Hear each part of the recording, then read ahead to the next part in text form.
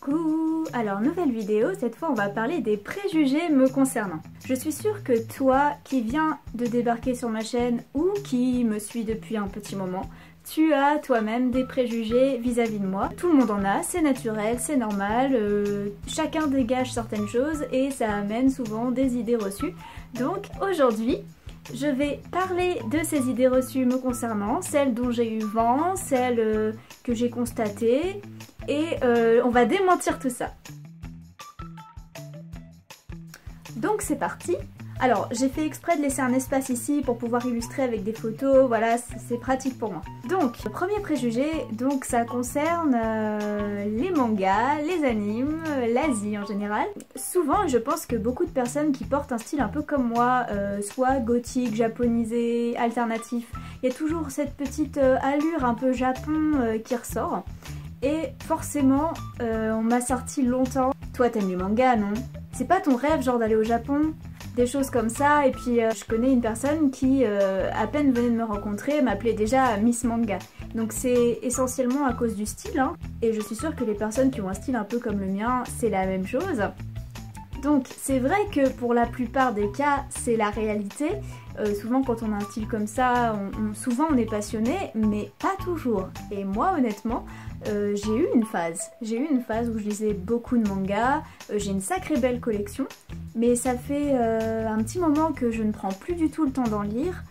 Et honnêtement, alors là je sais que je vais me mettre certaines personnes à dos là, mais voilà, c'est comme ça. Les animes, je ne peux pas. Je ne supporte pas. J'aime lire des mangas, je n'aime pas du tout les regarder. Ça m'insupporte visuellement. Vous allez me dire, ah mais c'est parce que t'as pas vu ci, t'as pas vu ça. J'ai essayé plein de trucs, n'insistez pas, c'est pas pour moi, c'est pas mon truc.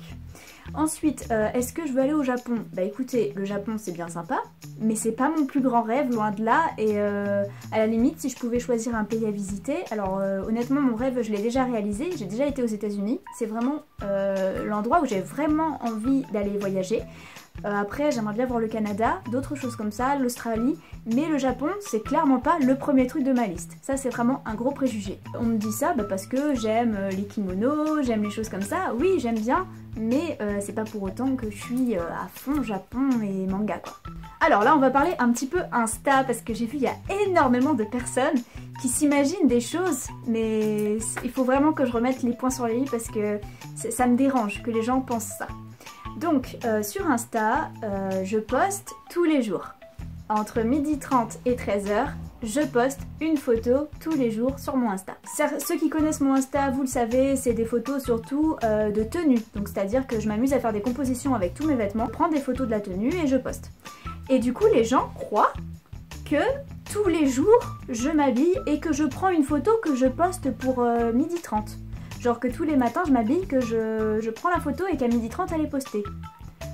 Sauf que ces gens-là en fait déjà ne sont pas bien attentifs, parce qu'il se trouve que la même tenue elle revient régulièrement. C'est-à-dire que vous allez voir plusieurs fois la même tenue avec des espacements. Je vais pas poster 2 jours de suite la même tenue, mais elle revient.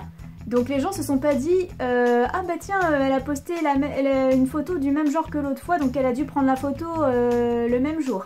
Non, beaucoup de gens étaient persuadés que je m'amusais à prendre une photo de moi tous les jours, quitte à me rhabiller de la même façon. C'est totalement contre-productif. Je vais démentir ça tout de suite. Franchement je n'ai pas le temps. Je n'ai vraiment pas le temps de faire ça. Et ça va rejoindre un autre préjugé qui est là, et je vais vous expliquer comment je fonctionne. Il y a des gens qui croient que en fonction de ma photo Insta, par exemple, admettons cette tenue là, les gens croient que je vais être habillée comme ça toute la journée. C'est faux. Désolée de vous décevoir, c'est faux. Je ne suis pas habillée comme ça toute la journée. Je crée ma tenue, je fais des photos, donc genre je porte la tenue pendant 20 minutes, le temps de faire mes photos, et ensuite je me remets en tenue confort pour travailler chez moi. Je ne travaille pas, je ne fais pas ma couture avec des talons, voilà. Je ne reste pas toute la journée dans cette tenue. Pour moi, c'est non, ça ne sert à rien en fait. J'adore ce que je fais, j'adore mes vêtements, mais je fais de la couture, je fais plein de choses et je reste toute la journée enfermée chez moi. Donc, je n'ai pas d'intérêt à m'habiller comme ça pour travailler. Déjà, je risque d'abîmer mes vêtements et puis je suis pas confortable, je suis pas au mieux pour travailler efficacement. Donc, qu'est-ce qui se passe? Eh ben, quand je fais des tenues comme ça, je prends 1 ou 2 journées dans la semaine où est-ce que je fais des tenues avec tous mes accessoires, mes vêtements, je compose des tenues, je prends entre 5 à 6 photos. Et voilà, après je les éparpille pour essayer de ne pas avoir 2 fois la même tenue en photo d'un jour à l'autre. Et voilà, ça fait que vous avez une panoplie de photos disponibles tous les jours. Mais je ne prends pas des photos tous les jours et je ne porte pas la même tenue comme ça. Vous croyez vraiment que je vais faire mes courses dans cette tenue? Franchement, non, non. Quand je fais mes courses, je suis habillée plus en mode grunge, voilà, quand même assez à l'aise. Je vais pas aller faire mes petites courses en mini-jupe. Les tenues que vous voyez sur mon Instagram, c'est des tenues stylées qui sont composées pour vous montrer voilà, des différents styles intéressants et faire des jolies coordinations. Mais ce n'est pas la réalité. Instagram n'est pas la réalité et je pense qu'il y en a beaucoup qui ne comprennent pas ça. En fait, les gens sont tellement habitués à la fonctionnalité du live, au fait de prendre des photos en instantané, de les mettre directement dans sa story, que tout le monde croit que tout est instantané, sauf que non. Tu peux très bien poster une photo en story qui date d'il y a 2 semaines. Tout n'est pas nécessairement instantané. Et ça, je pense qu'il y a beaucoup de gens qui ont trop cette notion dans la tête de « Ah, elle vient de prendre cette photo » parce qu'elle vient d'être postée, alors que non. Bref, bon, on est toujours sur Insta, là, ceux qui me connaissent depuis un moment savent que je suis créatrice de mode. Donc j'ai beaucoup de gens qui sont persuadés que toutes les tenues de mon Instagram, c'est moi qui les ai fabriquées. Sauf que non, ce n'est pas le cas. Quand c'est le cas, j'identifie ma marque dessus, je mets un tag ou alors je le précise en légende. Sinon, je tag vraiment un maximum les marques où est-ce que j'ai acheté mes vêtements. Il suffit de cliquer sur la photo, vous avez la marque du vêtement. Je les tag au maximum pour que si jamais un produit vous intéresse, éventuellement vous puissiez le retrouver sur le site. C'est ça le problème quand on est créatrice de mode, c'est que les gens à chaque fois, quand tu portes un truc, ah, c'est toi qui l'as fabriqué automatiquement. Sauf que non, avant oui, j'avais effectivement 70% de ma garde-robe peut-être qui était fabriquée par mes soins. Mais en ce moment, je ne crée plus du tout pour moi, ou très très peu. En fait, là, je suis sur la construction de ma collection en vue de créer mon entreprise, donc je suis en train de coudre. Toutes les semaines, je couds des nouveaux vêtements, mais ce sera des vêtements qui seront disponibles sur mon site en ligne, pas des vêtements qui sont faits pour moi. Du coup, à côté de ça, vous avez vu que j'ai fait beaucoup de vidéos vintage, beaucoup de vidéos shopping, donc vous avez constaté que je dépensais beaucoup en vêtements, et là maintenant, j'en suis peut-être dans ma garde-robe à seulement 20% de vêtements que j'ai fabriqués, contre 80% de vêtements achetés. Après, quand ma collection va sortir, je vais certainement davantage sortir des photos avec mes propres créations pour pouvoir les mettre en valeur, vous montrer comment les porter et tout ça. Je pourrais m'amuser à faire des coordis. Pour l'instant, ma collection, je la garde secrète. Un autre préjugé, je suis narcissique. Alors, ça, c'est à cause des photos que je poste quand je fais mes séances de sport, donc c'est vrai, en story, je poste pas mal. Alors, je ne suis absolument pas narcissique, je n'ai absolument pas confiance en moi, contrairement à tout ce qu'on peut croire en voyant mes photos. C'est vraiment de l'apparence. Les personnes qui me connaissent vraiment en amitié, voilà, elles savent que je n'ai pas du tout confiance, que je ne suis jamais à l'aise réellement avec mon corps. Et quand je poste ce genre de photos, c'est pas pour dire « moi c'est bien, je fais du sport, vous êtes nuls ». Non, c'est plutôt dans l'optique de motiver les autres, de les inspirer, de leur donner envie de prendre soin d'eux. Je poste ça pour peut-être éventuellement gagner en confiance, mais aussi voir mes progrès, vous montrer mes progrès, vous montrer ma motivation, éventuellement vous inspirer. Alors il y a beaucoup de questionnements sur ma couleur de cheveux, donc on me dit « ah ouais mais toi t'es rousse ». Alors en fait, non, je vais vous dire, je suis pas rousse. Bon, il y en a qui m'ont connue quand j'étais blonde platine, hein, il y a quelques années de ça. Ma couleur, en fait, elle est pas rousse. Hein. Je fais une coloration tous les 2 mois, rouge cerise. Le truc, c'est que malgré le fait d'utiliser un shampoing qui est fait exprès pour les cheveux colorés, forcément, des cheveux colorés, à un moment, bah, la couleur, elle part. Et quand la couleur rouge part, ça devient un espèce de roux. Alors, c'est pas vilain, hein, c'est pas vilain. Mais c'est pas cette couleur-là que je me fais tous les mois. Hein. Tous les mois, je me fais du rouge. Donc, je suis pas rousse. Voilà. Ou alors, je suis rousse, mais c'est pas de ma volonté. Voilà. Je suis riche. Et ça, je pense que vous êtes plein à penser que, voilà, il y a des pépettes. Alors qu'en fait, je vais vous dire comment ça se passe.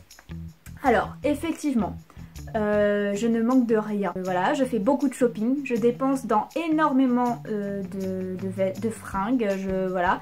Vous avez vu toutes mes vidéos shopping, hein, et il y en a beaucoup surtout qui me font des remarques parce que à chaque fois que je poste une photo devant mon miroir, on voit mon énorme collection de chaussures en background et ça en impressionne plus d'un.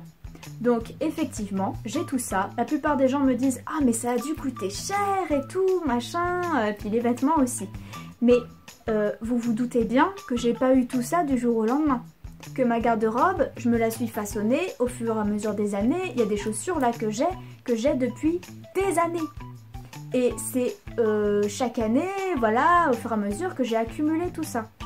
Donc oui, effectivement, ça a un coût. Mais je n'ai pas eu tout d'un seul coup.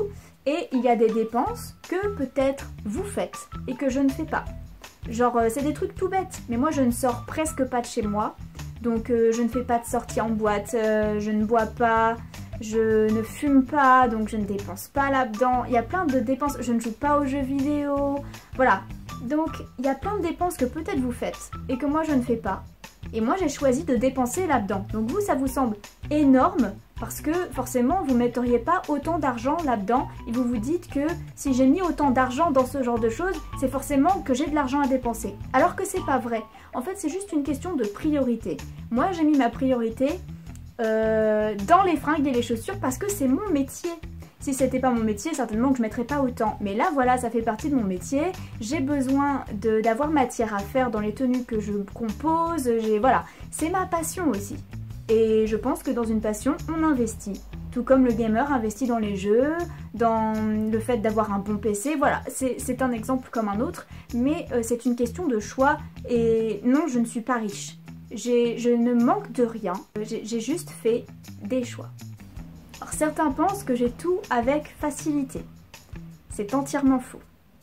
Même si en apparence, ça peut en avoir l'air, vous devez savoir que dans tout ce que j'entreprends, je galère tout autant que vous. On va prendre comme exemple la flexibilité, le yoga. Mon grand écart, je ne l'ai pas eu comme ça du jour au lendemain, voilà. Il faut savoir que je ne suis pas une personne qui obtient tout avec facilité, mais je suis une personne qui ne lâche rien. Je suis en gros une grande battante et une têtue. Donc en fait, quand je veux quelque chose, je vais donner tout ce que j'ai, je vais faire tout ce que je peux pour y parvenir, qu'importe le temps que ça va prendre.